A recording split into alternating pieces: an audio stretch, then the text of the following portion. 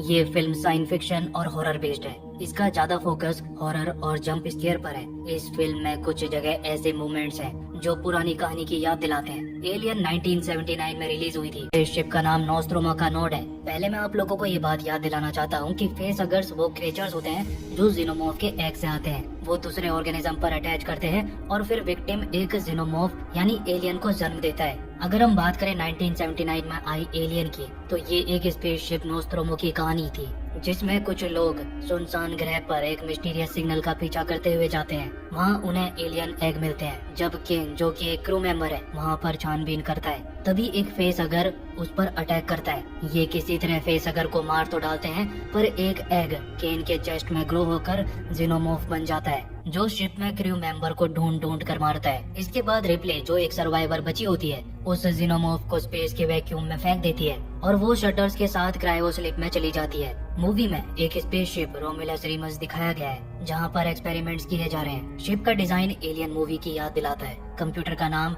Mother है, जो कि नोस्ट्रो में भी था। रोमुलस रीमस को नोस्ट्रोमो के खत्म हो चुके चीजें मिलती हैं, जिसे हमें पता चलता है कि वेलैंड यूतानी को एलियन स्पीसीज के बारे में पता था और ये इन नोस्ट्रोमो के मिशन का असली पर्पस था। आगे हम देखते हैं कि उन्हें एक बड़ा पत्थर मिलता है, जो एक्चुअली 1979 का एलियन का जीनोमॉर्फ है, और ये वही था जो रिप्ले ने डीप स्पेस में फेंका था। उन्हें लगा कि जीनोमॉर्फ मर गया, लेकिन वो जिंदा है। तो हम देखते हैं कि नया जीनोमॉर्फ इधर उधर घूम रहा है और अपने अंडों को सेक रहा है, और स्पेसशिप को उसने अब अपना अड्डा बना लिया है। ये सब रेन और उसके दोस्तों को पता नहीं था। रेन इस कॉलोनी से बाहर निकलना चाहती है, लेकिन उन्हें ये पता चलता है कि उन्हें कभी भी कॉलोनी छोड़ने की परमिशन नहीं मिलेगी। उन्हें काम करना होगा, और ज्यादातर उनके पेरेंट्स भी पहले से ही काम करने के दौरान मर चुके हैं। तो क्या उनके पास भागने का कोई दूसरा मौका है? एंडी एक ऐसा कैरेक्टर है जो ह्यूमन नहीं, वो एक एंड्रॉइड है। आगे हम देखते हैं कि टेलर के पास एक तरकीब है। वो ऊपर स्पेस में जाएंगे और इन क्राइपोर्ट्स को ले आएंगे, जिसे वो आसानी से आएगा सिस्टम के सफर के लिए यूज करेंगे, जहां वो अपनी जिंदगी आराम से जी सकेंगे। लेकिन एक बात ध्यान देने की है कि एंडी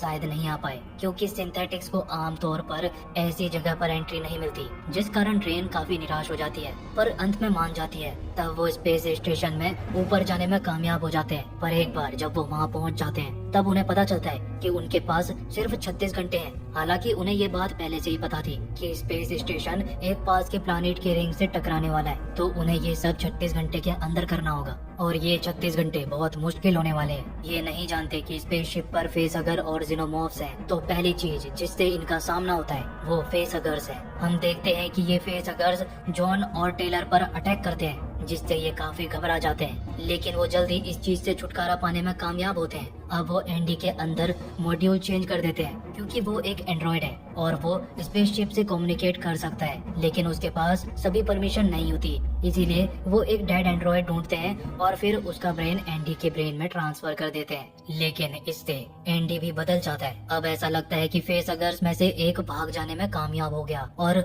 ये उनके स्पेसशिप में घुस गया। फेसहगर नवारो का गला घोंट रहा है और उसके चेहरे को ढक कर रखा है। आगे हमें पता चलता है कि फेसहगर को हटाना नहीं चाहिए, क्योंकि ये उसका गला घोंट रहा है, और जितना ज्यादा ये उसे खींचकर निकालने की कोशिश करते हैं, उतना ये उसका गला और ज्यादा कसने लगता है। एंडी फिर कहता है कि ये शायद डेड एंड्रॉइड को पता हो कि क्या करना है। तब वो उसे वापस से जिंदा करते हैं, और ये एक एंड्रॉइड है जिसका नाम रुक है। रुक एक कंपनी के लिए काम किया करता है। जहाँ एंडी इमोशनल डिसीजन लेता है, वहाँ पर रुक लॉजिकल डिसीजन लेता है। आगे रुक बताता है कि उन्हें नवारो से बच कर रहना होगा, क्योंकि ये उसके गले में चिपक चुका है। वो डिसाइड करते हैं कि शायद उन्हें इसके टेल को फ्रीज करना चाहिए और फिर इसे हटाने की कोशिश करनी चाहिए, जो काम भी करता है और नवारो अब ठीक लगती है। लेकिन रुक एंडी से कहता है कि उसे ऐसे फैसले लेने की जरूरत है जो सभी के हित में हो, चाहे वो मुश्किल ही क्यों ना हो। रुक नवारो को मारने का सुझाव देता है। इससे जॉर्डन नाराज हो जाता है, क्योंकि एक सिंथेटिक ने दूसरों को बचाने के लिए उसकी माँ को मार डाला था। अब हमें पता चलता है कि नवारो के अंदर कुछ है जो फेसहगर ने डाला है। ये प्रेग्नेंट होती है, क्योंकि वो चीज अब नवारो के अंदर है और अब कुछ बाहर आने वाला है। एंडी इसे रोकने की कोशिश करता है और टेलर पीछे रह जाता है। अब जॉन और नवारो एंडी से दूर जाने और वापस स्पेसशिप में जाने की कोशिश करते हैं कि अब भी स्पेसशिप में है, क्योंकि वो प्रेग्नेंट है। लेकिन ये बात किसी को नहीं पता होती सिवाय रेन के।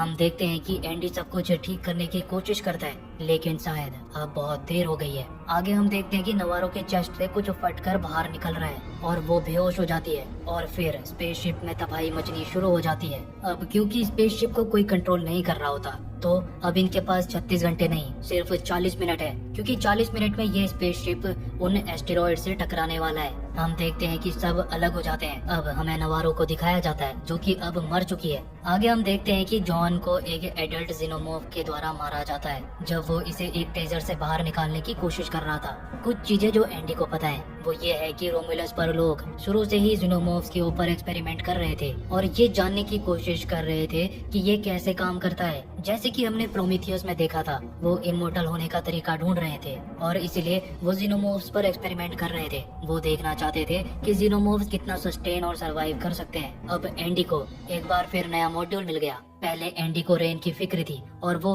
उसे हर हालत में बचाना चाहता था, लेकिन अब क्योंकि एंडी बदल चुका है वो अब कंपनी के लिए काम कर रहा है। एंडी को उन वायल्स को लेकर आना है जो साइंटिस्ट के द्वारा एक्सपेरिमेंट के लिए यूज किए जा रहे थे, जो अब मर चुके हैं। अब एंडी वो करता है जैसे कंपनी को फायदा होगा, जो कि उन वायल्स को रिकवर करना है। फिल्म में एक पॉइंट आता है जहाँ के टाइलर और रेन फिर से मिलते हैं, लेकिन वो एक दरवाजे से अलग हो जाते हैं। लेकिन एक ही आदमी है जो इस दरवाजे को खोल सकता है क्योंकि उसके पास ये सारी परमिशन है और वो एंडी है। लेकिन एंडी ऐसा नहीं करता क्योंकि दरवाजे के पीछे जीनोमॉर्फ को देखा जा सकता है और जीनोमॉर्फ से लड़ना एंडी को ठीक नहीं लगता। आगे हम देखते हैं कि जीनोमॉर्फ के को ले जाता है और तब रेन और टेलर रोने लगते हैं। रेन को ऐसा लगता है कि वो एंडी नहीं है क्योंकि अब एंडी बदल चुका है, क्योंकि उसके अंदर नया मॉड्यूल जो है ऐसा लगता है जैसे एंडी की बॉडी को रुक कंट्रोल कर रहा है। अब ये लोग स्पेसशिप के अंदर चले जाते हैं और बाहर निकलने का रास्ता ढूंढने लगते हैं। वो देखते हैं कि वहाँ चारों तरफ बस एलियन ही एलियन है जो उन्होंने कभी सोचा भी नहीं था।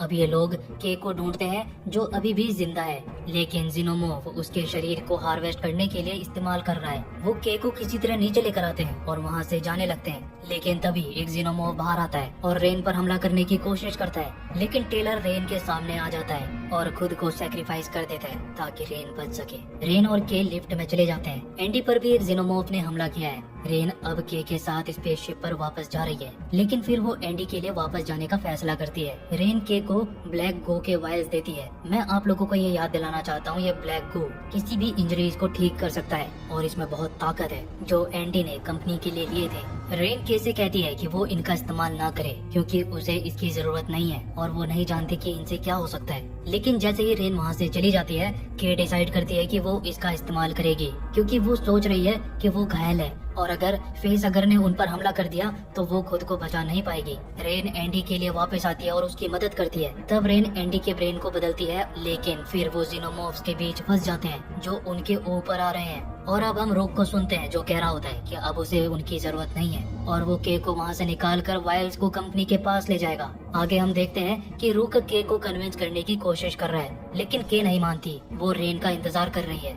तब हमें पता चलता है कि रुक सबको धोखा दे रहा है। वो बस वही करना चाहता है जो कंपनी के लिए बेस्ट है। उसे परवाह नहीं है कि इसमें किसी की जान जाए या नहीं। अब रेन और एंडी के पास बाहर निकलने का एक तरीका है। रेन एक आइडिया सोचती है, वो जीरो ग्रेविटी में चले जाएंगे और फिर एलियन को शूट कर देंगे ताकि एसिड हर जगह चला जाए और नीचे ना जाए, और ऐसे करके कोई एयर लीक या ऐसा कुछ नहीं होगा। लेकिन जब वो ऐसा करती है तो वो हर जगह फैल जाता है और अब उन्हें इससे बाहर निकलना है। आगे हम देखते हैं कि वो लिफ्ट में वापस आने में कामयाब हो जाते हैं, लेकिन फिर भी एक जीनोमॉर्फ उनके पीछे आ रहा है। हम उन्हें ऊपर जाते हुए देखते हैं। जीरो ग्रेविटी के साथ हम देखते हैं कि ग्रेविटी फिर से ऑन होने वाली है। एंडी किसी चीज को पकड़ने में कामयाब रहता है, लेकिन रेन किसी चीज को नहीं पकड़ पाती और वो नीचे गिरने लगती है। लेकिन जीनोमॉर्फ उसे बचा लेता है। पर जीनोमॉर्फ ने उसे क्यों बचाया? वो इसलिए ऐसा करता है क्योंकि जीनोमॉर्फ को उसके बॉडी की जरूरत है ताकि उसे हार्वेस्ट कर सके। लेकिन फिर हम देखते हैं कि एंडी रेन को बचाने के लिए आता है और जीनोमॉर्फ को मार डालता है। उन्होंने के को एक क्रायो चैम्बर में डाल दिया